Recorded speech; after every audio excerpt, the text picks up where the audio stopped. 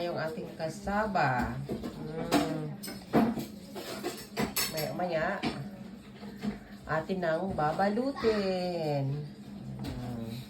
Mayroon na tayong brown sugar, coconut oil, at iba pa, iba pa na ihalo natin. Para masarap yung ating kasaba. Ayan ang dahon natin. Mamaya, ready lang natin.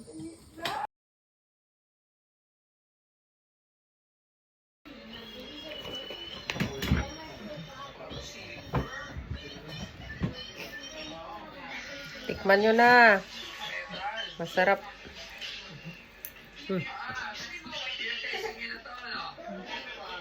Ano? What's it, Brado? Saan ka?